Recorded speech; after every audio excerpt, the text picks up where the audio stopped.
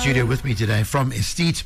We say good morning to Taryn first. Good morning, Taryn. Good morning, Titch. How are you? I'm good. Are you well today? Fantastic, thank you. And then we say good morning to the pregnant fairy. Tanita, good morning.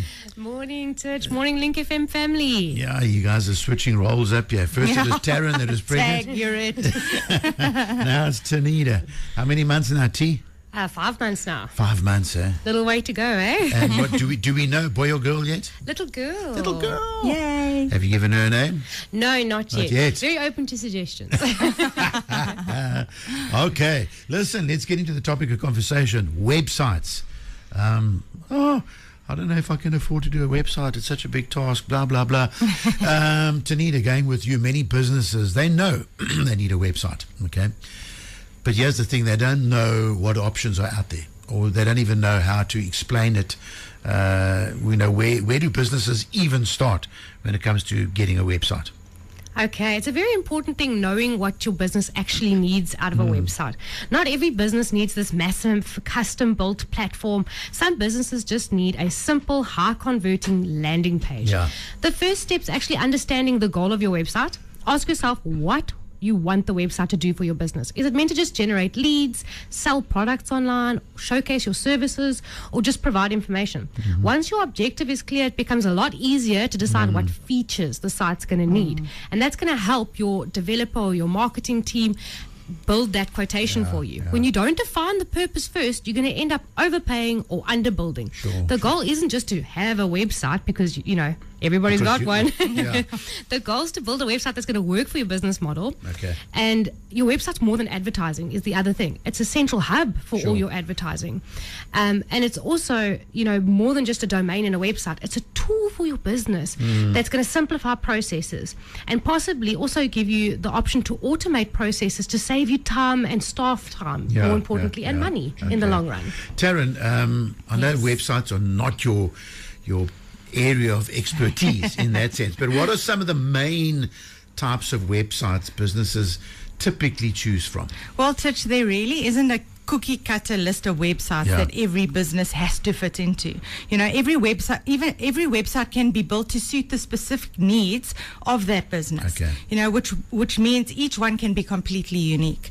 That said, there are a few common types of websites that we usually see. One example is your brochure website. So sometimes called a one-pager. Yeah, that one which is mainly flips. Yes, so which is mainly your informational and showcases your services. Then there are your e-commerce websites, which allows you to sell your products online. You also get lead generation sites, which are designed to capture inquiries for potential customers, bookings or service platforms for appointments, and content-driven websites, like your blogs or your news portals, you know. But many websites are actually hybrids, combining several features. For example, a furniture company might sell standard items online through an e-commerce store, but then they also offer custom builds. You know, in that case, the website could include a form that collects all the details needed for a custom order, you know, which acts as a lead generation tool. And if your business wants to save time, we can even create an automated quoting system that generates quotes instantly based on pricing already entered into the system. So really, the possibilities are endless. You know, it's all about building a website that works best for your business. You know, we've said that every business needs a website. You know, depending on, you know, you don't have to have this massive, you know, multifaceted, fancy website, but have a website. Having said that, if you're going to have a website, make sure that it's looking good always. I mean, I've actually Google searched for some companies in East London, and I've thought to myself, I doubt they've got a website, but let me just check. And yeah, they do, but it's so outdated. Jeez, and it looks awful. So if you're going to have something, make sure that you update and it's always looking fly, as they say. We like to refer to websites as living organisms. You should never just have one face and leave it like that. You should always be changing it. It's really good for your SEO, and it's really good for that customer interaction to have that little bit new. Even if you just got like an advertising page on your homepage, and every month you just change that to a new special, just that little bit of TLC every month goes a long way. Absolutely. While staying with you, Tanita, what are some of the common features that businesses need to consider when they're planning to have a website built? You know, there are so many different features out there. We'll be here like all week. You'll get me started on that. But I think what we should do is we should dive into what we see getting missed and overlooked all the time. And the thing is, we don't just always build brand new, fresh builds at Aesthete. We often improve, rebuild, or renovate existing sites. And a lot of the times, things that we see that are missing are conversion tools like lead capture forms, automated emails, which is a great tool for you to have, WhatsApp integration, social media integration is a big one. Your analytic tracking. You need everything to tie into one place, guys, so you can track that. Your SEO structure and mobile optimization. Everyone's on their phones. You know, many businesses focus on the design element only, but the functionality and the user journey is actually what's going to generate you income. And this is where having your build done by a marketing company and not just a designer is really going to give you that little bit of an advantage. Okay. Say that again, that last sentence.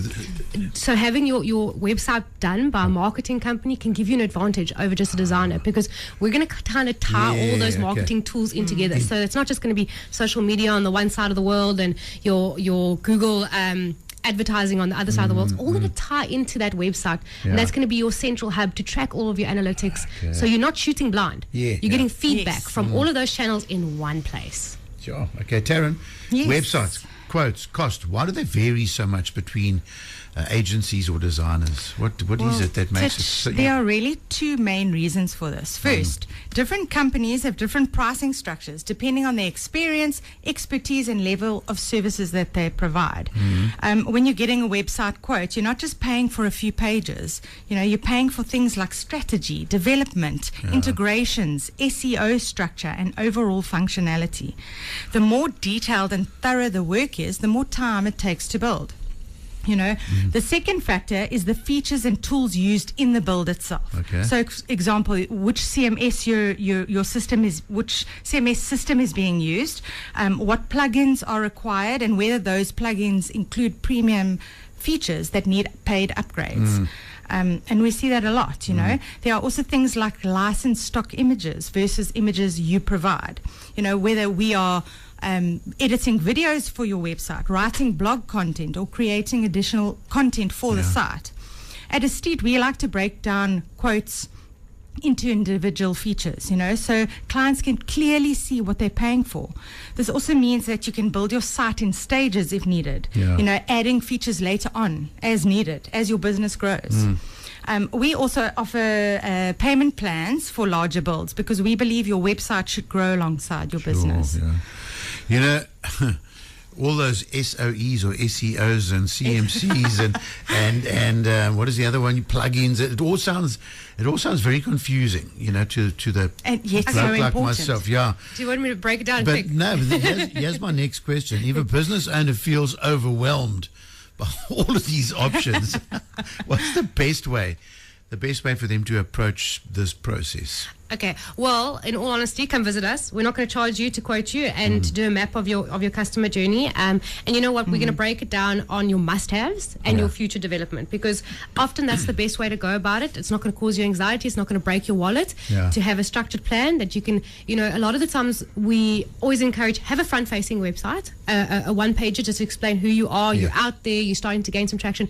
And then we can build all those beautiful processes and tools and everything else on the back end on a monthly basis, and just slowly keep building it. You know, we want your site in essence to pay for itself. So start small and build as you go, but come in and have a chat with us, and we can actually jot down that process for you and see what your actual needs are and your customer journey is, and go from there. And don't let all of the little abbreviations in between give you stress. We'll break it down in a nice way.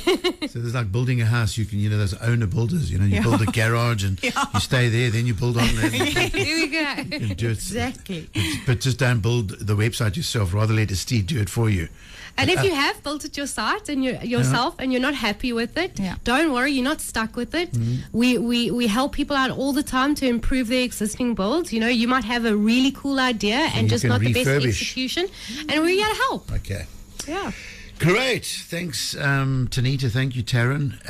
Your offices are situated at? Number 42 Bonza Bay Road, the Orange Wall.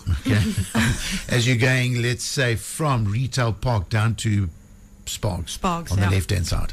The orange wall, number 42. Number 42. Cool stuff. Same office as the Let's Travel.